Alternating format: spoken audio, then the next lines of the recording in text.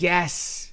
There was an effed up moment in the season finale, but as you saw that video, it is what it is. Just wait, we will get back to that. No, Vega! No! Don't! Serve me, Vega! No! Go ahead, Vega! Now in this episode, which is titled The Black Queen, we know why this title matches the whole scene. Rhaenyra has just lost her throne, and she is about to lose a lot. But before we get into that, kindly make sure you subscribe to our channel, and once again, to all of you people out there, thank you for taking us to 1K subscribers.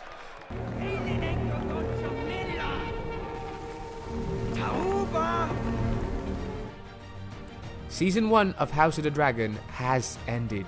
This time we will be giving you some differences that we spotted in the book, but that will be at the end of the recap, yeah? So do well to stay with us while we're giving you a full recap of House of the Dragon Season 1 Episode 10. The Greens are coming for you, Rhaenyra. And for your children. At the beginning of this episode, Rhaenyra finds her son Luke. Now Luke is looking at the map of Westeros, and he tells her mother that he does not want the Sea Snake to die, and he is not prepared to be the heir of Driftmark. But as a mother, she encourages her son Luke. Just as her father prepared her for the Iron Throne, she must also prepare him to rule. Rhaenys shows up immediately and informs all those present about the death of King Viserys. She tells them that Aegon has been crowned king of the Seven Kingdoms. She further tells them how she was treated by Queen Alicent in particular. Now Daemon wonders why Rhaenys did not do something, but she makes it clear this is not her war. But that war is not mine to begin. And therefore she cannot begin it. Like, I want none of this. I'm part of this, but I'm not starting it. Now Daemon is furious, yeah? And he begins to think about how it all happened. The Greens are coming for you, Rhaenyra. You should leave at once, she pleads. The Greens are coming for you, Rhaenyra. You should leave at once, as she pleads. Meanwhile, Daemon sets up soldiers along the perimeter and decides to try and make themselves look stronger than they are. Ask me, that's a wise move. Now time is of the essence.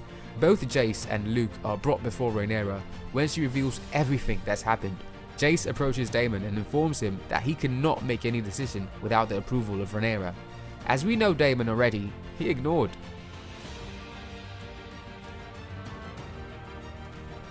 Now he's bitter about the situation and he just quickly wants revenge. All these happenings sent Rhaenyra into forced labor, like she was pregnant after all.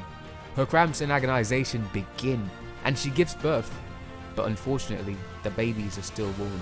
A heartbreaking moment for Rhaenyra and her family. Now this is one of the most horrific scenes fans have witnessed so far. Like, this is not easy to take in. Daemon sees a bit of it. Like most people, I guess, we were watching and had to fast forward. Daemon sees a bit of it, but quickly leaves to mourn before the baby is cremated. Now in the wake of this, Sir Eric arrives and swears his fealty to Rhaenyra, who has her own crown and people by her side. Like, you get it, both sides are trying to like fight this out with their own people.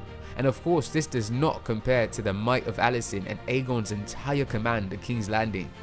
But it's a start at least, you know, you got to start somewhere. Cannot win a war just by yourself. Looking at the map of Westeros, yeah, they begin to plan their attack, but they must first build allies, as Rhaenyra indicated.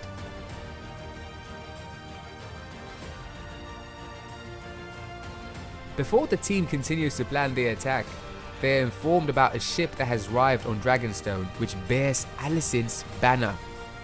At this point you're thinking, is it starting already? Wow. Otto Hightower has arrived. And just as they make their entry, Daemon stopped them to question their treacherous act. This man's looking for action straight off the bat. Now Otto Hightower is here to trade terms. Just as he asks for Rhaenyra, a dragon flies over them, landing behind the men of Otto Hightower. I don't know about you, but if I was one of them men, I would be terrified, yeah? In enemy land, not knowing what's going to happen. Rhaenyra is here. Otto Hightower shares the message that Rhaenys already delivered and presents the terms to her. She must bend the knee to Aegon II, the Conqueror, which we all know is not the chosen heir to the Iron Throne. Viewers know this, they don't know this. Rhaenyra tells Otto Hightower that her answer will reach them by tomorrow, or by the morrow. However, he has a page from Alicent's book, intent on swaying her and bringing up the love that they once had together. Cheeky and clever. Rhaenyra weighs her options carefully, holding restraint while everyone wishes for war. Everyone's just on the brink, waiting. Lord Corlys finds admiration in this and shows up with Rhaenys sometime later to find Daemon missing from the room. Man's gone, dipped. Corlys points out that Rhaenyra has the full support of the house and his fleet. Rhaenyra is not actually going to war just yet and decides to play the waiting game. Like she's a chess pro right now. Lord Corlys is back. He admits that their quest to win the Iron Throne has cost them a lot. At this point, they must neglect all other things and focus on their lives. But his wife, Rhaenyra, breaks it to him. Doom is coming, and his grandchildren will need their support. I think Corlys is a peaceful and reasonable man. Even when he knew that Daemon had killed his brother, and upon hearing the reason, man was just like, that's probably justice. Corlys and Rhaenys step down to meet Princess Rhaenyra and her team. He reveals that he has full control of the Stepstones and the Narrow Sea. This means that they can control the flow of trade and travel into King's Landing. Not just that, but they could also lay siege to the Red Keep and force the Green Surrounder. Like, this is really good for them. Now, while the plan goes on, Rhaenyra must find who her allies are. Messages must be sent across, including Winterfell, the Eyrie, and Storm's End. Jay suggests that dragons should go and not ravens. They will present themselves better, command respect, and be quicker. It's like three dragons, one stone. Rhaenys, Jace, and Luke ride their dragons to their respective places. While Daemon shows up to tame a wild dragon, Luke arrives at Storm's End.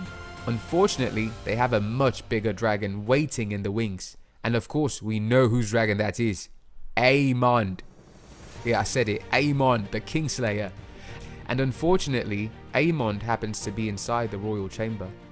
While he watches from afar, Lord Burrows mocks the lineage and uncomfortable tension hangs over the entire proceedings. Aegon has come with a marriage pact to seal things, while Luke comes with a simple reminder. Go home, pup, he says. But unfortunately, he cannot leave. Aemond does not want to fight the boys but throws a knife over and demands Luke give up his eye. Thankfully, Lord Burrows stopped this from becoming an all-out massacre, prompting Luke to hurry up to his dragon. Now in the skies, everything comes undone. It all goes to shambles. Luke is stalked by Aemond and his dragon, which it literally dwarfs the size of his own. Now Aemond only intends to taunt the boy, or at least that's what he wanted to do, but he loses control of his dragon thanks to a burst of dragon fire from Arrax. Everything spirals out of control.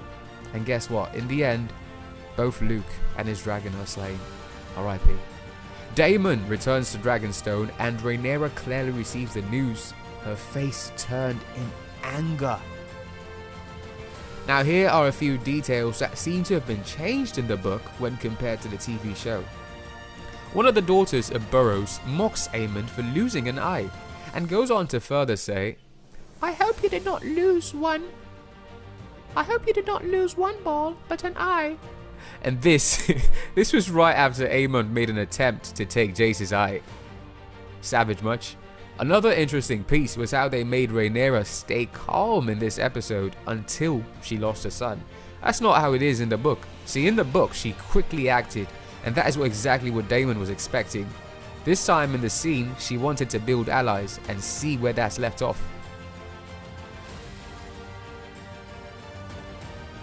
They made the badass Rhaenyra, like the badass Rhaenyra, a softie in this episode. But then again, I guess it was just for us to see her lose a lot before she goes to King's Landing. Like, it only makes sense for the progression. And when we look at the other side, in the books, Otto Hightower was not the person who delivered the message. It was another Maester. But I guess with all that Otto has been doing, he needed to present himself. I think there are a few changes that happened in this scene. Of course, we cannot mention it all. We just want the fanatics of the House of the Dragon to accept it and enjoy it while things unravel.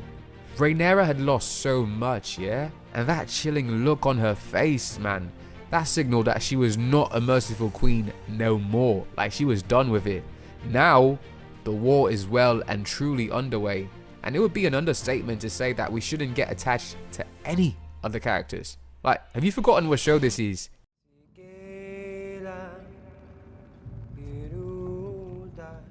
The battle for the realms is about to take a very messy turn, and the ending with Luke's demise is likely to be that turning point where things evolve from being peace to all-out carnage. A day of reckoning is coming to Westeros, and you can feel that it's going to bubble up nicely in Season 2, yeah? Before you leave, make sure to subscribe, as we will be sharing two, yeah that's right, two, not just one, two interesting theories about the death of King Viserys and Luke. You do not want to miss this when I post the videos.